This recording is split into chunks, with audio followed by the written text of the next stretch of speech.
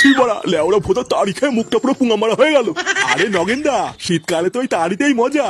একটা সময় ছিল বুঝলা, যখন এই তাড়ি খাওয়ার জন্য এই পাড়া থেকে ও পাড়ায় ভোরবেলায় বেরিয়ে যেতাম। এখনকার তাড়িতে আর আগের মতন মজা নেই। আগেকার তাড়িতে একটা আলাদা মজা ছিল। না না নান্টু, এইসব তাড়ি টাড়ি খেয়ে আর পোষাচ্ছে না বুঝলা। বড়া হাড়ি হাড়ি খেয়ে ফেলছি, তবু নেশাই হচ্ছে না। তা বলছি কি, চলো না এই শীতের মধ্যে সন্ধ্যাবেলা একটু বাংলা টাংলা নিয়ে বসি। কি বাংলা? নে রে, বাংলার কথা শুনে এমন ভাবে লাফিয়ে উঠলা, মনে তো হচ্ছে ভূত দেখে ফেলেছো। না না নগেনদা, এইসব বাংলা টাংলার ভিতরে আমি নেই।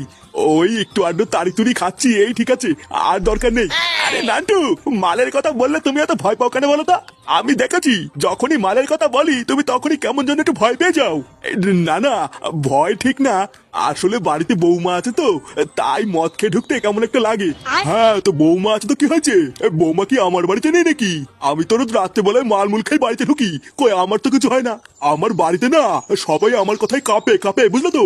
আর তোমার যত বয়স হচ্ছে তুমি তো মেয়ে ছেলে হয়ে যাচ্ছ, বৌমাকে কেউ ভয় পায় নাকি? আচ্ছা ঠিক আছে, যাও তোমরা সবাই ব্যবস্থা করো, আমি ঠিক রাত্রেবেলায় চলে আসবো। এই তো একদম পুরুষ মানুষের মতন কথা বলেছো নান্টু, তুমি কোনো চাপিও না, আমরা সন্ধ্যাবেলায় সব ব্যবস্থা করে রাখবো, তুমি শুধু সময় মতন চলে এসো।